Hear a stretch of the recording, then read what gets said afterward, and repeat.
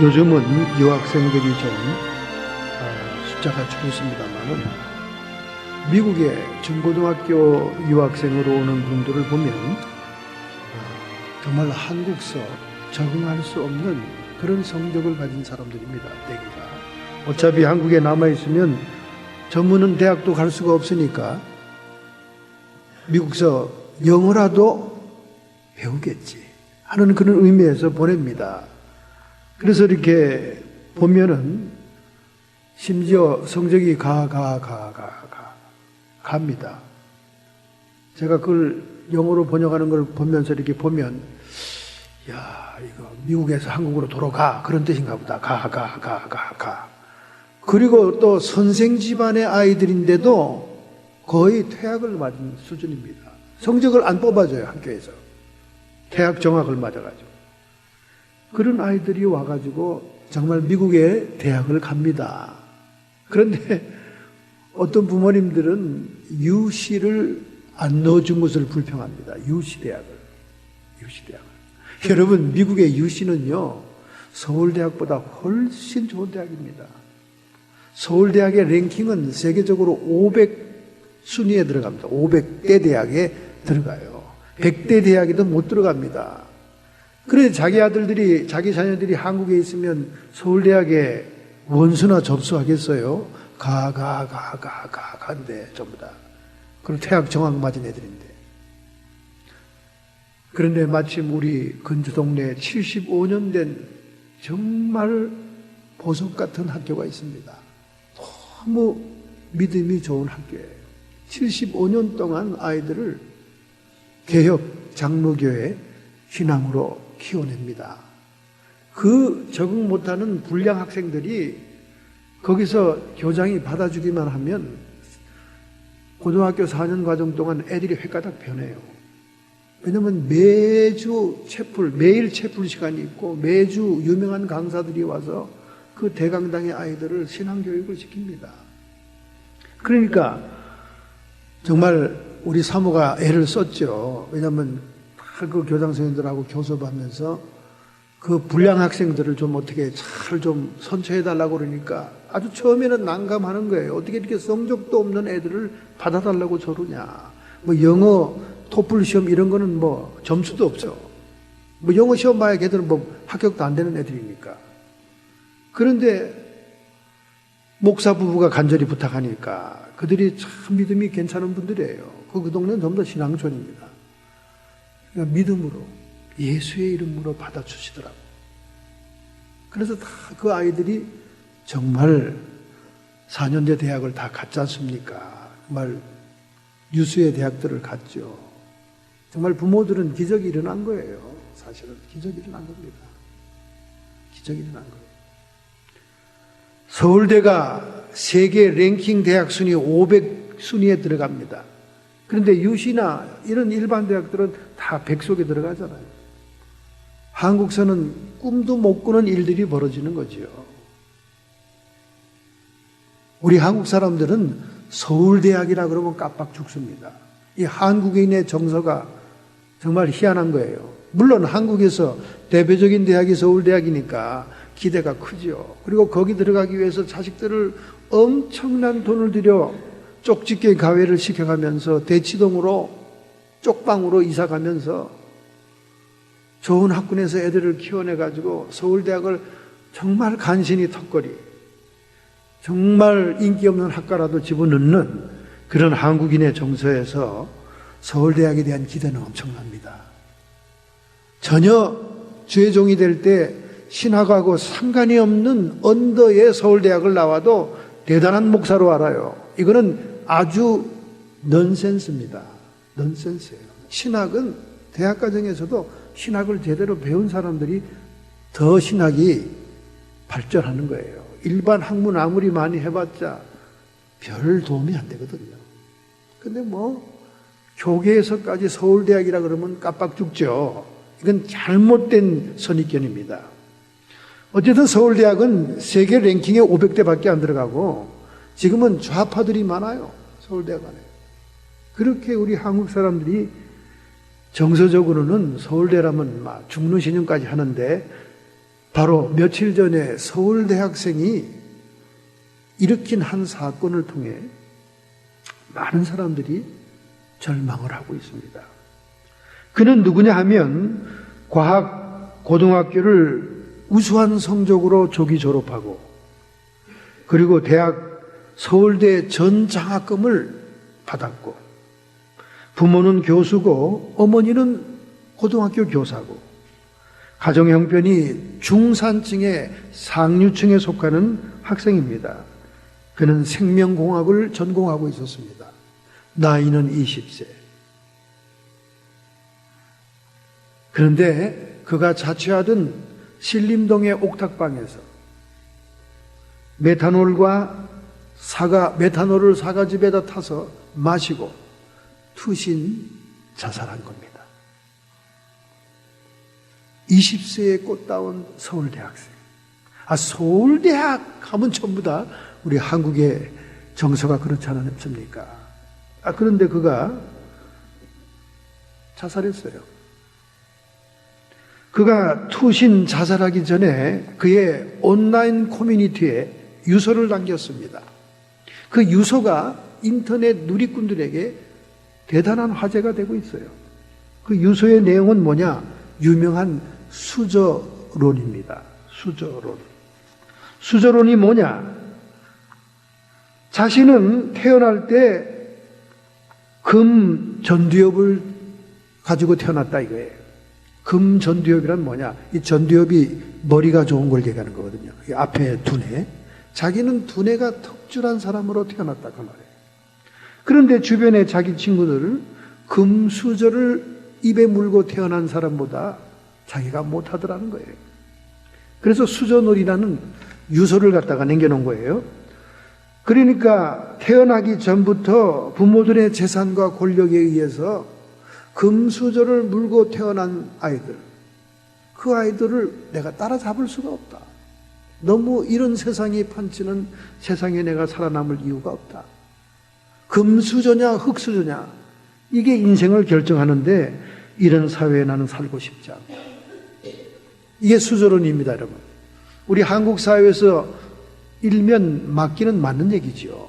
금전무죄, 무전유죄 이런 사회에서 약간은 맞는 얘기예요. 그런데 이 아이를 조사한 경찰에서는 이해가 안 된다는 거죠. 서울대학에서 전 장학금을 받아 알바를 할 필요도 없고 그리고 부모가 가난한 집도 아니고 그 부모들이 얘기하기를 내가 신림동 옥탑방에 살게 한 것은 돈이 없어 그런 게 아니라 그 아이가 학교 가까운 데서 열심히 공부하고자 하고 자취를 통해 사회를 배우겠다고 강력히 주장해서 독립을 해준 것뿐이다. 그렇게 부모들이 탄식을 하는 거예요. 가난하지 않아요, 자기 집도. 그리고 며칠 전까지만 해도 그 옥탑방은 복덕방이라고 별명이 지을 만큼 자기 과학고등학교 동창들이 모이는 아지트 장소였고 대학 동기들도 모여서 가끔씩 술 파티하는 그런 장소였던 거예요. 그리고 14일에는 그의 절친한 친구들과 함께 동해안 바다에 이틀간 여행 가서 즐겁게 지내다 왔다는 거예요. 그러던 그가 투신 자살한 거에 대해서 모든 친구들은 이해할 수가 없다고 생각하는 것입니다. 너무 학교의 성적이 탁월해서 2학년인데 3학년 과정에 학점을 따고 있었다는 거예요. 얼마나 대단합니까? 그래서 이남이라고 하는 심리 분석가는 그 학생을 분석하기를 아마 성취감에 대한 스트레스 때문일 것이다. 때때로 공부 잘하는 아이들이 적은 일에도 스트레스와 압박을 받는 경향이 있는데 아마 그도 연말이 되어서 그런 조그마한 일에도 스트레스를 받고 그가 세상을 등진 것이 아니냐 이렇게 분석을 했습니다. 그런데 저는 분석이 달라요. 분석이 다릅니다. 자기보다 못한 사람을 봤어야 되는데 자기 친구들, 같이 옥탑방에서 술 먹고 파티하는 친구들 가운데 재벌 출신의 아이들이 있었겠지요. 금수저를 타고난 아이들이 있었겠죠. 동해안을 놀러 가는데도 그 놀러 가는 차를 태워준 그 아이가 고급 승용차를 가지고 있었겠죠.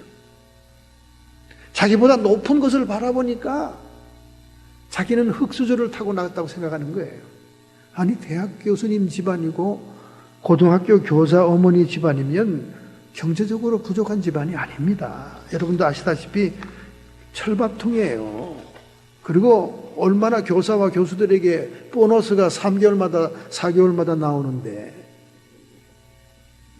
그러니까 이 아이가 밑을 바라봐야 되는데 나보다 더 못한 처지의 아이들, 공부도 따라가기 힘들고 알바하느라고 잠을 못 자고, 그리고 자취방 세도 밀려있고 막 이런 아이들을 봐야 되는데 위에 아이들만 본 거죠. 위에 아이들만, 재벌급 애들만. 얘들은 졸업만 하면 대기업에 벌써 팀장으로, 기획실장으로 들어가는 아이들, 그런 아이들만 본 거예요. 그러니까 수저론을 얘기하고 투신 자살한 거죠. 이 부모들의 슬픔이 얼마나 크겠습니까? 이처럼 여러분, 연말이 되면 많은 사람이 우울증에 빠진다는 거예요. 이 크리스마스 병이라고 그럽니다. 크리스마스 병. 연말이 되면 우울증에 빠져요.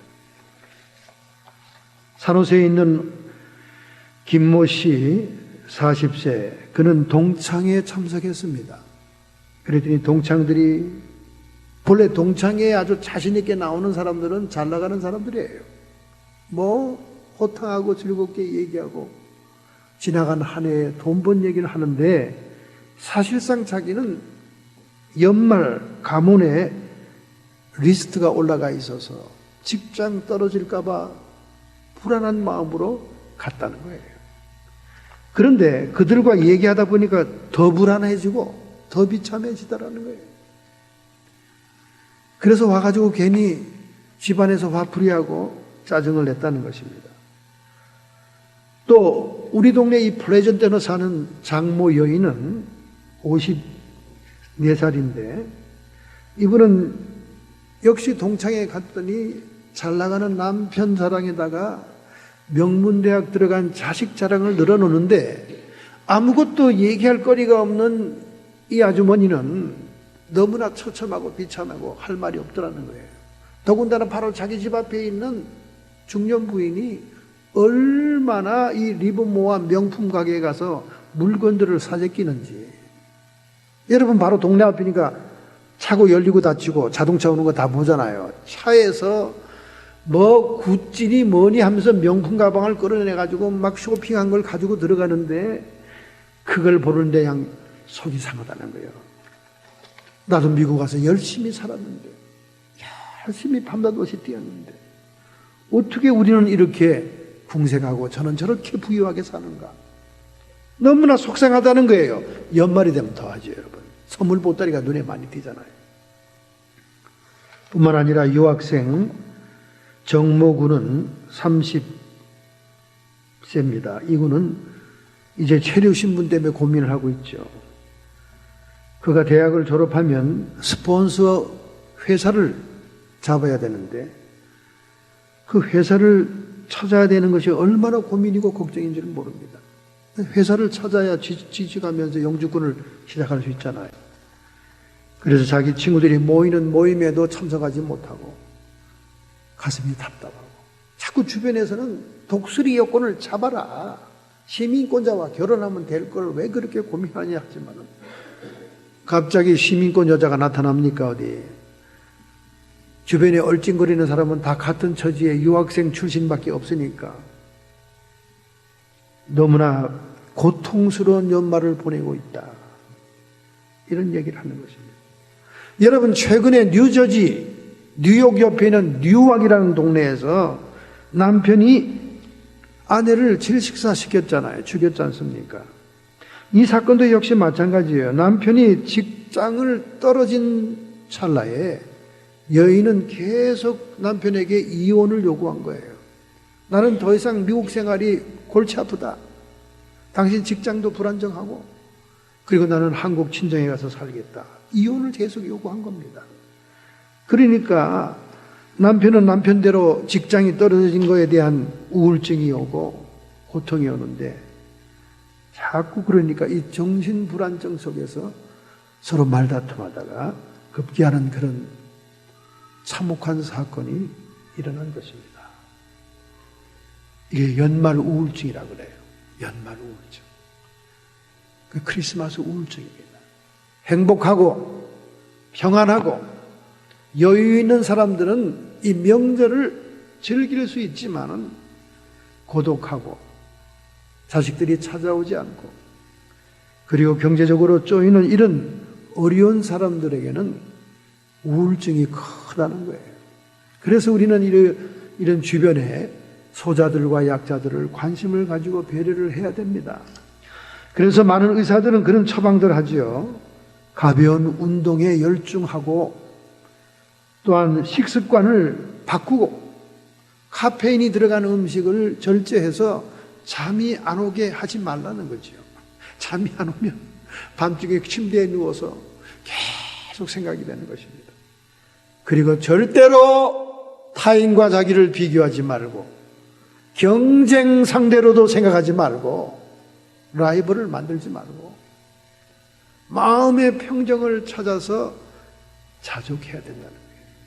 이 20세의 앞길이 구말리 같은 서울대생이 자족하는 마음이 있고 자기가 처한 일에 감사가 있었다면 죽을 생각 안 하죠. 과학고 동창들 얼마나 좋은 친구들이 있습니까? 같이 동해안 여행 갈 수 있는 그런 말이 통하는 친구들도 있고 그리고 끊임없이 자기를 공부하도록 등록금을 대주고 생활비를 대주는 부모님이 계시고 자기 처지가 뭐 얼마나 좋은 처지입니까? 사실은 자족하고 감사하는 마음이 있을 때는 죽을 마음이 안 생기고 남들과 비교할 필요가 없는 거죠. 왜 위에 재벌 자식들하고 자기를 비교합니까? 밑에 나보다 못한 사람들을 바라봐요. 사람은요 이런 욕망과 욕심의 덩어리입니다. 욕망과 욕심의 덩어리예요. 여러분 사자는 먹이를 준비하지 않는다는 얘기가 있어요. 사자는 모든 동물들 가운데 가장 난폭하고 가장 지략이 뛰어나고 힘이 좋으니까 먹이를 비축하지 않는다는 거예요. 먹고 싶을 때나 그냥 사냥 나가면 되는 거예요. 먹고 싶을 때. 먹고 싶을 때. 대부분의 짐승들이 식량을 그렇게 오래도록 비축하지 않습니다. 그냥 자기 먹을 것만. 다람쥐가 이 나무 속에 구멍을 파서 도토리 넣는 건 제가 많이 봤습니다만은 하여간 이 짐승들은 별로 그렇게 음식을 오래 비축하지 않아요. 유독 인간들만이 욕심이 많아요. 욕심이 많아요. 자손 대대로 물려줄 재산까지 없으면 마음이 허전해서 못 살아. 얼마나 자연에 있는 생물, 동물들이 지혜롭습니까? 얼마나 하나님의 창조와 먹거리가 준비되어 있다는 것을 믿습니까? 믿음이 더 좋아. 동물들이 믿음이 더 좋다니까. 동물들이. 이 사람은 이 불안증, 초증. 그래서 그냥 쌓아두어야 돼. 쌓아두니까 뭐라 그럽니까? 하나님께서. 부자가 쌓아두고 이제는 걱정 없다. 노후고 뭐고 다 준비됐다. 하나님 뭐라 그래요? 이 사람아, 오늘 저녁 내가 내 영혼을 데려가면 내가 그토록 쌓아놓고 배투댕기는 이 모든 것들이 누구의 것이 되겠느냐. 이 미련하고 지혜 없는 인간에 대해서 오히려 주님이 탄식하는 거예요. 여러분과 제가 이 욕망과 욕심을 절제하지 못하는 한 이 마지막 달의 우울증은 끝이 없을 거예요. 우울증은. 그렇지만 인류의 역사는 어떻습니까? 계속해서 인간이 잘 살고 평안한 사회로 발전해 왔잖아요. 역사 발전이지요. 그래서 수없는 철학에 의해서 다져진 이 인간 사회가 결국 가장 이상적인 정치 체제로 택한 것이 자유민주주의입니다. 자유민주주의. 그런데 오늘날 자유민주주의가 어때요? 경제적으로 빈익빈 부익부 아닙니까? 자유민주주의의 자본주의가 가장 이 세상에서 이상적인 사회제도라고 발전해 왔는데 결국은 어떻습니까? 돈 있는 사람이 계속 돈 벌고 못 사는 사람은 계속 못 사는 불평등한 사회가 되고 500년 전에 토마스 모어가 얘기했던 유토피아는 이루어지지 않고 있는 거예요. 500년 전에 유토피아를 제창한 토마스 무어의 얘기는 아무 소용이 없는 것입니다. 도대체 이 세상은 정말로 유토피아가 되긴 되겠습니까? 이 세상이 정말로 유토피아가 되기 위해서는 왕 대신 예수님이 오셔야 되는 거예요. 할렐루야. 여러분, 이제는 세계가 3차 세계대전으로 접어들고 있습니다. 아마 저 시리아 땅이 중동의 화약고가 될 거예요. 제가 지난주에도 국제정세를 분석하지 않습니까? 시리아라는 나라는 지금 러시아와 이란과 연합해서 알사드라고 하는 독재 정권을 지원하고 있고 그 독재 정권을 무너뜨리기 위한 시리아 반군 세력이 여러 종류 부류가 있는데 그 중에 IS가 가장 주도권을 잡고 있기 때문에 반군을 돕고 있는 미국과 사우디아라비아, 터키는 난감하기 짝이 없다는 거예요.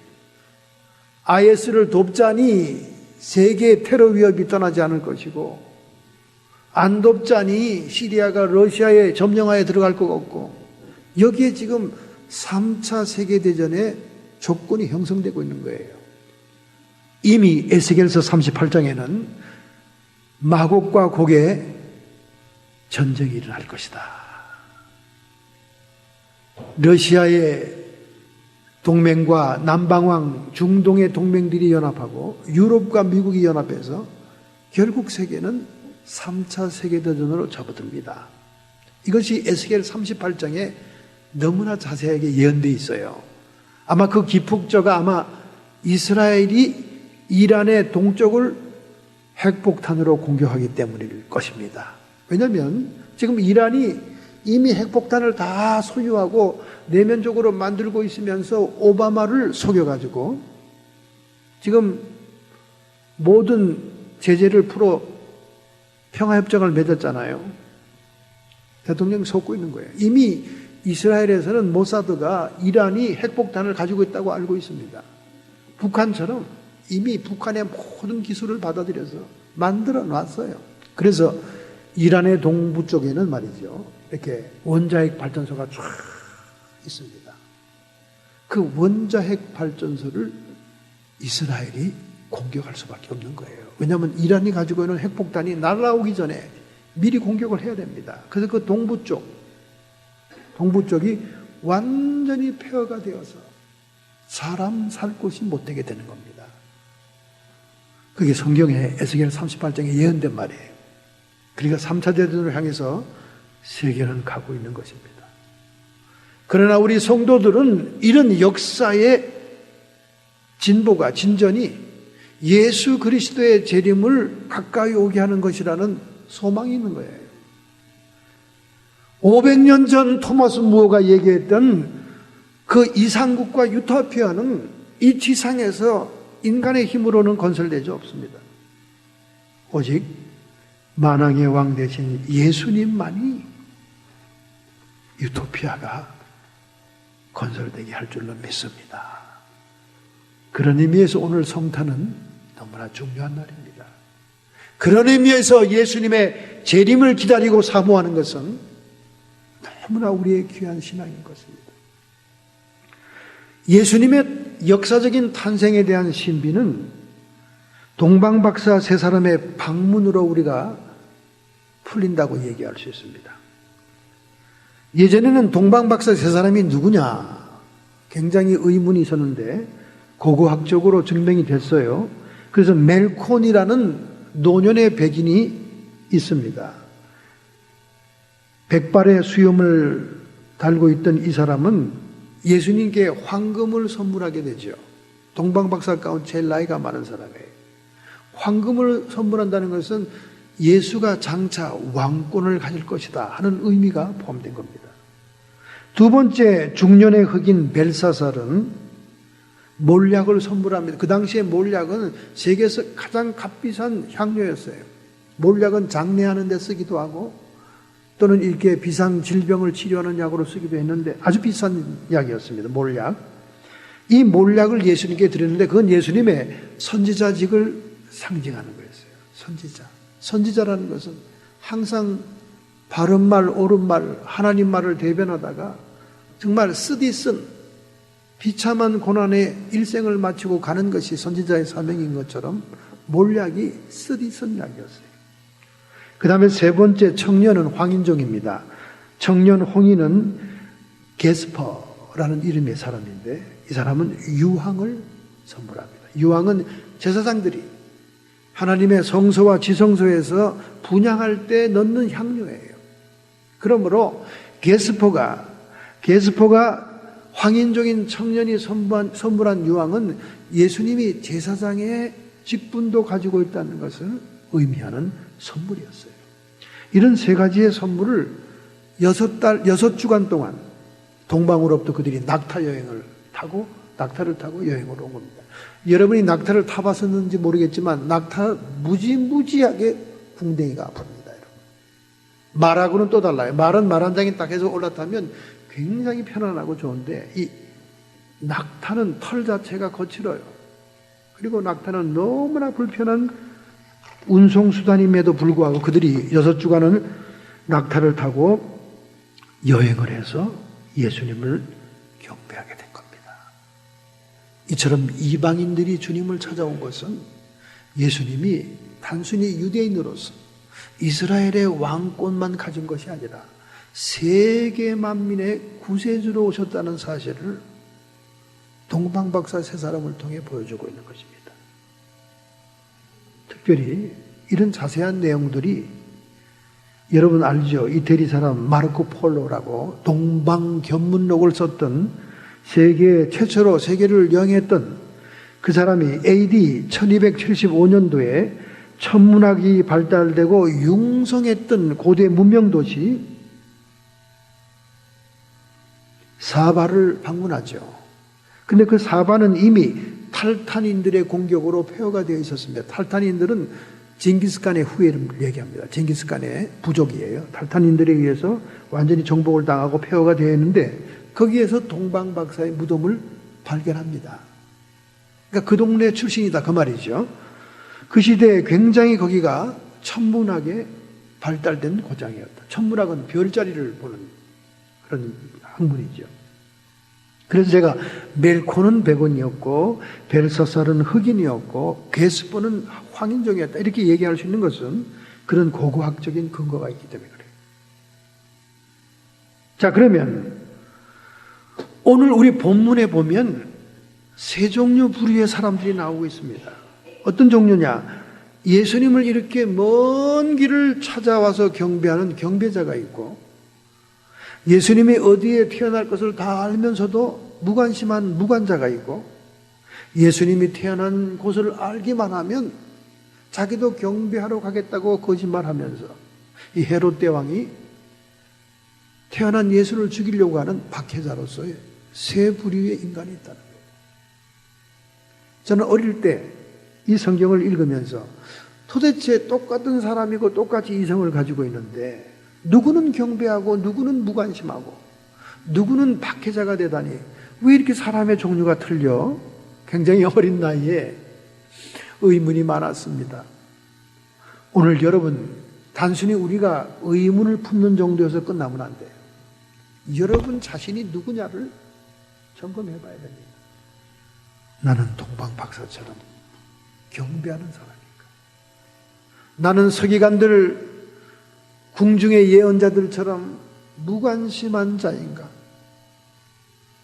나는 헤롯 대왕처럼 자기의 권력을 유지하기 위해 예수님을 박해하는 자인가?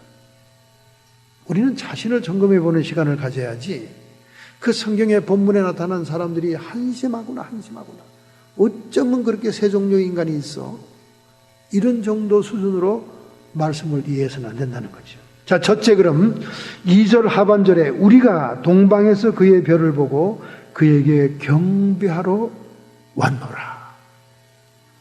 동방의 박사들을 인도한 건 별이라는 거예요. 별. 이 별의 포커스가 맞춰지는 겁니다. 여러분, 페르시아의 점성학교, 즉 별자리를 연구하는 학교가 있었어요. 사파르라고 하는 유명한 학교가 있었습니다. 그 학교의 지붕 위에 별이 등장한 거예요. 별이. 연구하는 학교니까 별자리에 대해서 신경을 쓰잖아요. 사파르의 천문학 연구하는 학교 지붕 위에서 관찰을 했는데 별이 나타난 거예요. 별이. 신비한 별이. 이 별에 대해서 세 가지의 학설이 있습니다. 첫째는 해성설입니다. 헨리가 주기 76년 주기로 타원 궤도를 그리면서 지구를 돈다. 해성입니다. 해성. 여러분 알죠? 해성. 뒤에 이렇게 쫙 꼬리를 내면서 가는 별. 해성설이 있고, 두 번째는 신성설이 있습니다. 이 신성설은 뭐냐? 새로운 별이 생겼다. 그 말이죠. 이거는 중국의 천문 고서에 그 신성이 나타났다는 기록이 나옵니다. 그걸 보고 새로운 별이 등장한 것이다. 그런데 영국의 천체 망원경을 발명한 요하네스 케플러라고 하는 수학자이자 천문학자가 있어요. 물리학자이자 천문학자가 있어요. 요하네스 케플러는 굉장히 믿음이 좋은 사람이에요. 그 옆에 뉴턴이라는 사람도 이 별자리 문제를 해결하고 싶었어요. 그들은 이렇게 친구 관계였는데 요하네스 케플러는 천문학 망원경을 발명했기 때문에 별들을 유심히 관찰하다가 800년 주기로 목성과 토성이 겹치는 현상을 발견합니다. 고대로부터 목성과 토성이 겹치게 되면 새로운 왕이 출현한다는 그런 천문학적인 가설이 있었어요. 그러니까 요하네스 케플러는 그 예수님이 새로운 왕으로 오실 때 그 신비함을 그의 천체적인 지식으로 관찰한 결과 800년 만에 한 번씩 오는 목성과 토성이 겹치는 현상이었다 하는 것을 가설로 내놓습니다. 그런데 오늘날 얼마나 컴퓨터가 발달되어 있습니까? 금방 컴퓨터로는 계산이 나오죠. 그래서 예수님 당시, 즉 예수님이 태어날 즈음에 BC 7년경에 3번 목성과 토성이 겹친 사건을 컴퓨터가 발견해냅니다. 그게 5월 29일, 10월 3일, 12월 4일이었어요. 그러니까 페르시아의 천문학 학교의 사파로 지붕에서 그들이 처음 찬란한 빛나는 별을 발견했을 때가 날짜가 5월 29일이었어요. 이상하다. 이 왕이 출현하는 현상인데. 그래서 5월 29일 날 발견하고 난 다음 그 다음 10월 3일 날 또다시 그런 현상이 나타나니까 그때는 모든 여장을 꾸미고 동방박사가 6주간의 여행을 출발한 거예요. 그러다가 예수님의 말구유 앞에서 다시 한번 찬란한 빛을 빛납니다. 이게 12월 4일입니다. 그래서 그들이 예수님의 태어난 곳을 발견하고 들어가 경배하는 거죠. 그래서 요하네스 케플러의 이 학설이 말이죠. 컴퓨터 계산으로 확인이 된 겁니다.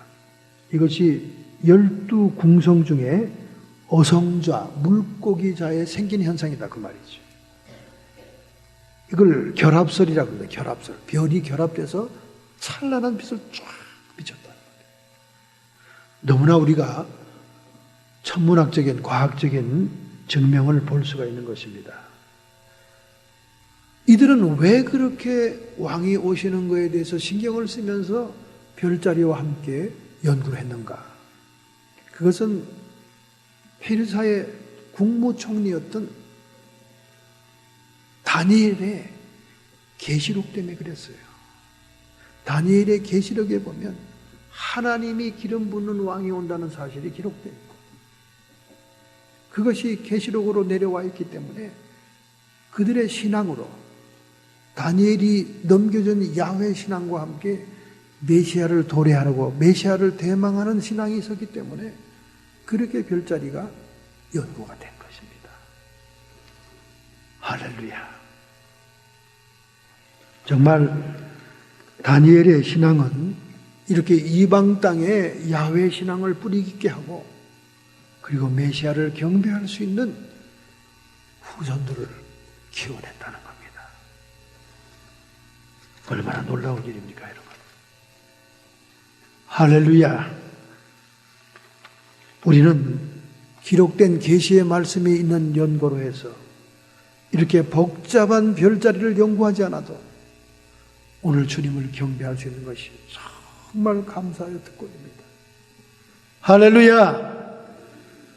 두 번째입니다, 여러분. 두 번째 12절. 꿈에 헤롯에게로 돌아가지 말라 지시하심을 받아 그들이 헤롯에 들르지 않고 그냥 가버렸어요. 헤롯은 은큼한 속셈을 가지고 있었던 거예요. 왜냐하면 정통성이 없는 이두메 사람입니다.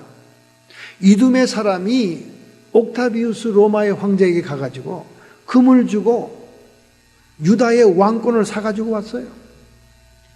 그래서 괴뢰 정권을 세운 거죠. 그렇기 때문에 유대인들이 정통성을 인정하지 않은 왕이기 때문에 왕 자리에서 항상 불안했습니다. 항상 불안했어요. 그런 차제에 유다의 왕이 났다고 그러니까 얼마나 불안했겠습니까? 그래서 넌지시 옆에 있는 서기관들에게 물어보잖아요. 그죠? 물어보죠. 그들이 서기관들은 너무나도 잘 알아, 성경을. 유다 베들레헴, 거기서 고울이 가장 작을지라도 백성을, 이스라엘 백성의 목자가 납니다. 다 알고 있어. 여러분, 성경을 얼마나 알고 있느냐가 중요하지 않아요. 중요하지 않습니다. 자기들의 이권, 자기들의 현상을 유지하기 위해서 권력에게 아부하고 물질에 눈이 멀은 자들은요, 성경 아무리 읽어도 아무런 영향이 없어요. 그래서 그걸 영적으로 보면 안대를 꼈다 그럽니다. 안대. 영적으로 보면 이게 안대를 낀 사람이 있어요. 환상에. 이 사람들은 뭐냐면 성경 지식이 뛰어나고 성령의 은사를 체험하고 별 신앙 연조가 있다 할지라도 안대가 끼어 있는 것은 세상의 물질의 욕망, 세상의 권력의 욕망, 세상의 명예의 욕망, 이생의 자랑, 육체의 정욕, 안목의 정욕이 안대가 되면요, 진리의 말씀이 알고도 실천이 안 되는 거예요. 알고도. 그래서 야고보서 2장 22절 23절에 예수님 동생이 뭐라 그럽니까? 믿음이 행함과 함께 일하고 행함으로 믿음이 온전케 되느니라. 믿음이라고 하는 추상적인 이론과 지식을 암만 가지고 있어도 지금 내 이권, 나의 욕심, 이런 것들이 내 앞에 있으면은 내가 선택하면 진리의 말씀은 아무 소용이 없는 거예요. 행함으로 옮겨지질 않습니다. 그렇기 때문에 믿음은 행함과 함께 온전해진다는 거예요. 실천을 해야 된다는 거예요. 서기관들이 아무리 예수님이 베들레헴에 태어날 것을 알고 있으면 뭐합니까? 경배하러 가지라는 걸 다 알고 있어요. 금방 탁 율법서를 예언의 부분을 들춰서 헤롯 대왕에게 답변을 줬습니다. 소용없어요. 그래서 헤롯 대왕이 머리를 써서 동방의 박사들이 어렵게 예수님을 발견하면 나도 경배하러 갈 테니 나에게 들렀다 가라. 그런데 하나님께서 동방의 박사들에게 계시를 줘. 그들이 헤롯에게 들리지 않고 다른 길로 가게 해버렸어요. 얼마나 동방의 박사들이 하나님의 말씀에 순종하는 자들입니까? 결국 헤롯 대왕은 2살 아래에 난 자들을 전부 다 죽여버리는 그런 폭정을 행함으로 예수를 죽이고자 했으나 예수님은 또 하나님의 인도로 애굽으로 피신을 하잖아요. 이것이 박해자의 모습입니다. 오늘 여러분은 어떻습니까? 비록 사도 바울처럼 예수쟁이들을 박해하지 않는 입장에 있다 할지라도 우리는 헤롯 대왕 옆에서 권력에 아부하고 현실에 안주하고 물질의 눈이 멀은 그런 서기관들처럼 율법의 예언의 말씀을 알면서도 아무 감동이 없는 그런 신앙생활은 아닌지 우리 자신을 점검해 봐야 됩니다. 정말 교회 나온다고 다 신앙인이 아니죠. 여러분이 한 가지라도 진리의 말씀을 순종할 마음이 있습니까? 믿음으로 행한 것이 있냐고 말이죠. 얼마 전에 한 종교 기자가 90세의 노년의 선교사와 인터뷰를 합니다. 이 선교사는 그레이스 커뮤니티에서 파송된 한국 선교사였어요. 여러분, LA의 선밸리 지역에 가면 세계적으로 유명한 커뮤니티, 그레이스 커뮤니티 교회가 있어요. 거기 담임 목사 존 맥카더는 세계적인 영향력 있는 목회자로 선정이 됐습니다. 저도 존 맥카더의 많은 책들을 읽었지요. 많은 책을 읽었습니다. 그래서 많은 설교도 요즘도 듣고 있습니다. 그런데 이 교회가 1956년도에 창립과 동시에 한국의 선교사를 파송합니다. 그 선교사의 이름이 마찌 팔리 선교사예요. 마찌 팔리. 여자분인데 31살이었습니다. 31살의 젊은 미혼의 여성이 한국 선교사로 파송이 된 거예요. 이미 한국에 있는 바이블 칼리지 출신의 목사 부부를 돕기 위해서 가는 보조 선교사였어요. 그는 샌프란시스코에서 배를 탔습니다. 그 당시에는 한국에 대해서 아는 사람이 별로 없었어요. 선교사들이나 군인들이 어쩌다 가면 한국을 가기 때문에 교통편이 발달되어 있지 않았습니다. 이 마찌 팔리는 한국으로 떠나기 전에 도서관에서 한국에 대해서 연구하는데 한국에 대한 자료가 하나도 없어요. 그는 샌프란시스코에서 배를 탔습니다.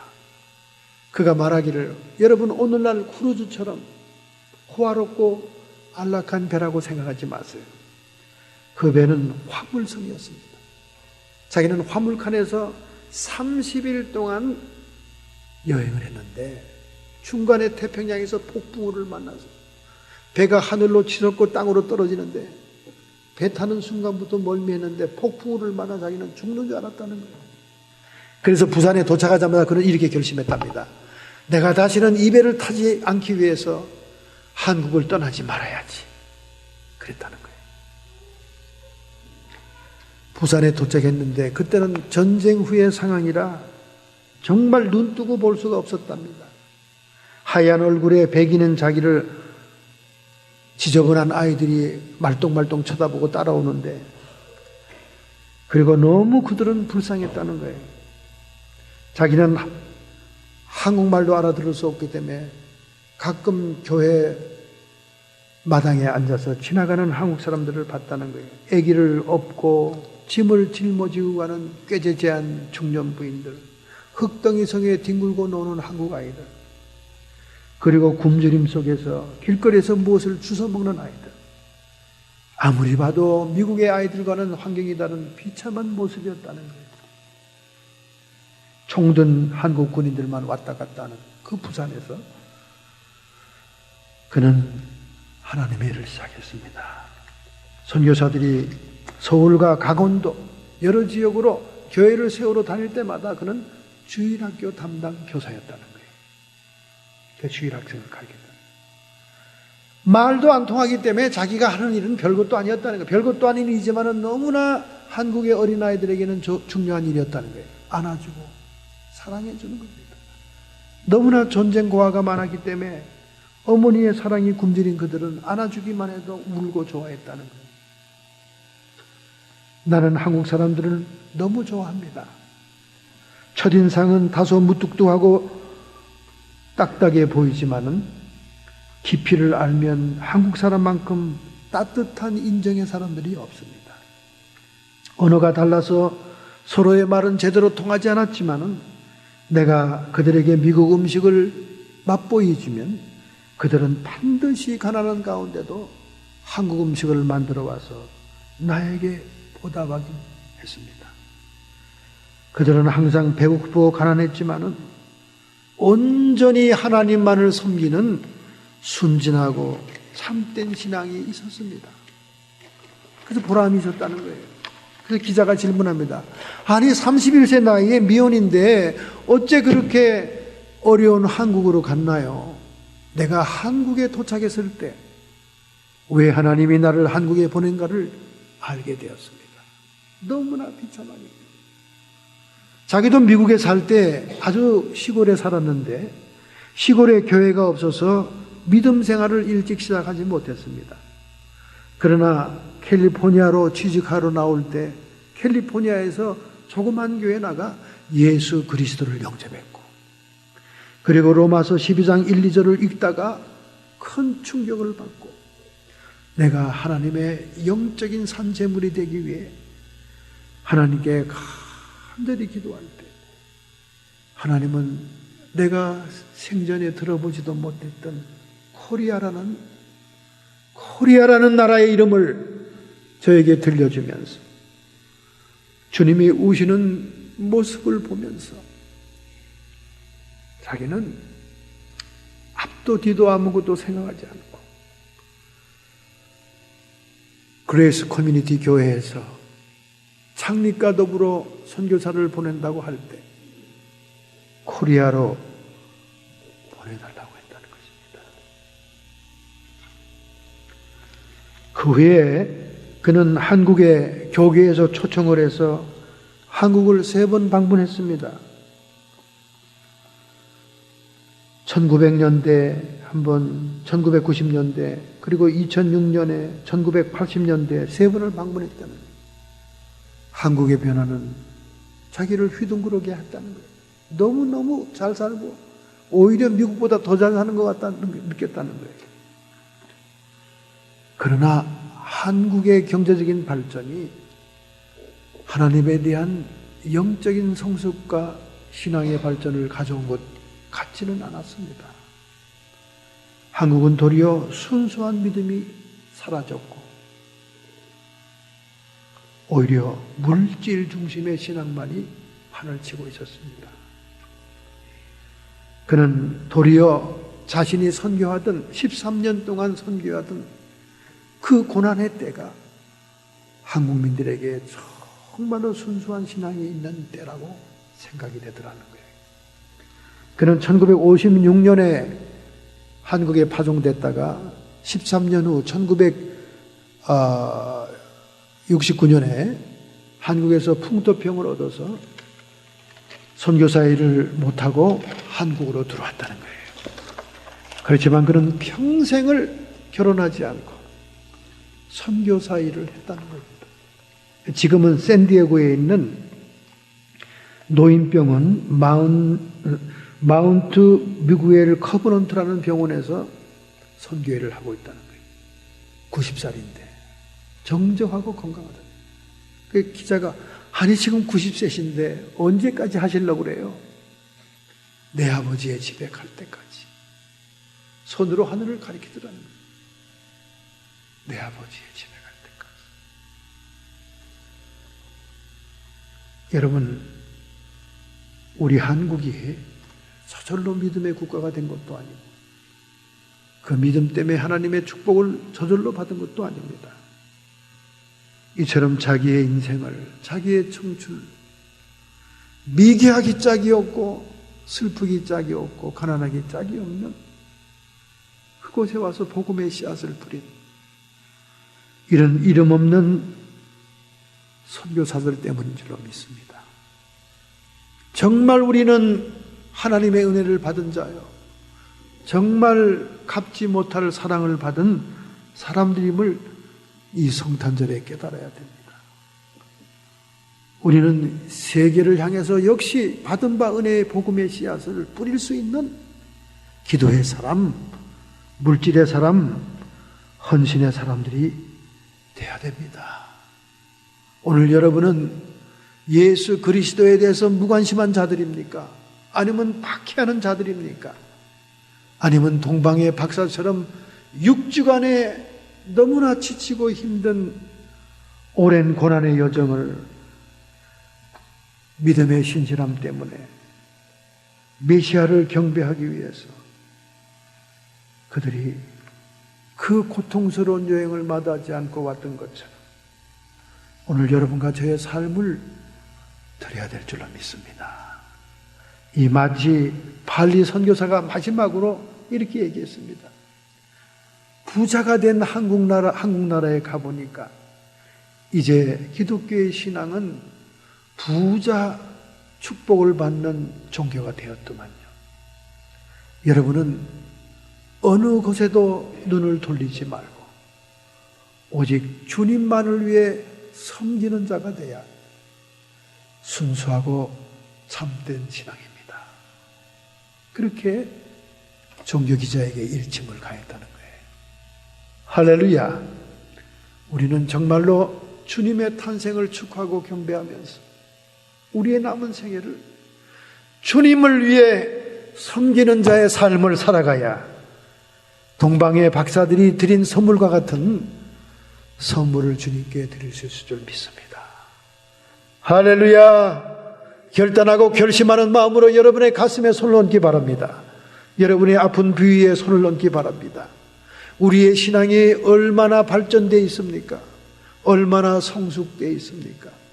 동방의 박사들처럼 정말 주님께 맞는 선물을 드릴 수 있습니까? 왕 되시는 주님을 위해서 황금을, 선지자 되신 주님을 위해서 모략을, 그리고 제사장 된 주님을 위해 유황을 드릴 만한 합당한 선물을 드릴 수 있는 종들입니까? 이름 없이 빛도 없이 젊은 청춘을 불쌍하고 고난받던 한국을 위해, 먼지 날리고 배고프고 굶주린 한국을 위해 복음을 증거한 마치 팔리 할머니 선교사처럼 우리의 생애도 내 유익을 구하고 내 욕심을 채우기 위한 신앙이 아니라 참 주님을 섬기는 순수한 믿음으로 돌아가야 될 줄로 믿습니다. 하나님, 저희들은 오늘 결심합니다. 우리의 신앙이 너무나 퇴색되어 있고 너무나 물질 중심이고 황금이 우상이 된 그런 시대에 살고 있습니다. 하나님, 주님께서 소자를 섬기는 것이 나를 섬기는 거라 말했사오니 저희들의 남은 생에 주님을 섬기는 마음으로 주변을 섬기다가 참 신앙으로, 순수한 신앙으로 하나님께 선물하는 저희들 되게 해 주옵소서. 결심하는 성도들을 이 시간 안수하고 축복해 주심을 믿습니다. 성도의 육체와 정신에 역사하는 모든 질병들은 예수님의 이름 권세로 치료함을 받을지어다. 우리의 마음속에 자족하는 마음을 주옵시고 감사의 마음을 주옵시며 은혜를 보답하는 마음을 주시므로 예수님의 평강이 차고 넘치게 해주시옵시며 끊임없이 우리의 진로를 회방하며 세상 것에 집착하게 하고 물질에 집착하게 하고 세상의 욕망을 이루고자 집착하는 우리를 회방하고 미혹하는 귀신의 세력들, 이 시간 예수님의 이름 권세로 쫓김받고 떠나갈지어다. 예수님의 이름으로 감사하며 축복합니다.